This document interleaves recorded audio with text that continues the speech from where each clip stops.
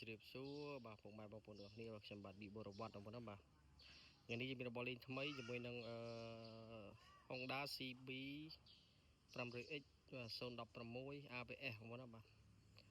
នេះជាម៉ូតូប្រភេទម៉ូតូបែប Adventure បាទបែបផ្សងប្រេងបងប្អូនបាទស្អាតអត់ទាន់ប្រើប្រាស់ស្រុកខ្មែរអ្វីដែលសំខាន់គឺម៉ាស៊ីនសនំបាទមានធុង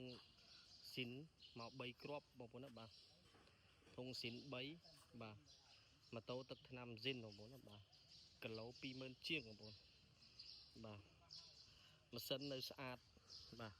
ម៉ាស៊ីននៅខ្ចីបងប្អូនណាបាទម៉ាស៊ីននៅស្អាតនៅសនំនៅខ្ចីបងប្អូនឡាញពេញចិត្តអីតំណងឆាតមកបានបងប្អូនណាបាទយើងគិតតម្លៃពិសេសឲ្យបងប្អូនបាទរបកមុខនៅស្អាតបាទមានភ្លើង4គ្រាប់បងប្អូនបាទភ្លើង4គ្រាប់បងប្អូនណាបាទវិនសៀនលេងបងប្អូនបាទវិនសៀនលេងបងប្អូនបាទស្អាតណាស់បងប្អូនអើយច្រឡាញ់ពេញចិត្តអីតំណងឆាតមកបានគិតតម្លៃពិសេសឲ្យ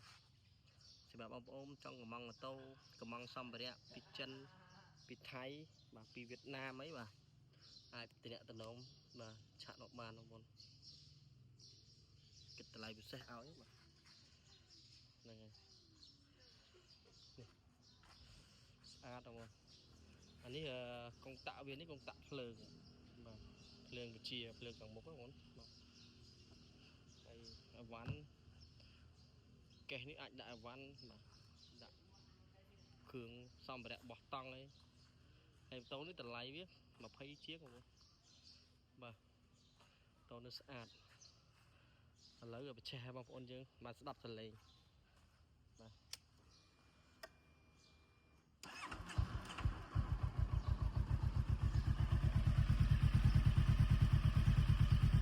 សមាំងខ្វះ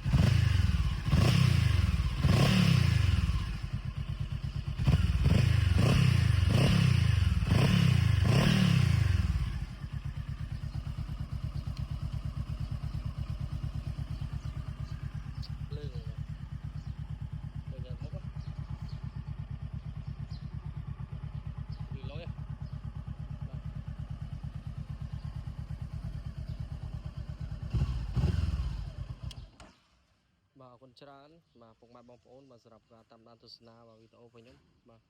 ឆ្លាញ់ពេញចិត្តអាចតំណងឆាតមកបានបាទជម្រាបលាបងប្អូនទាំងអស់គ្នាបាទសុខសប្បាយ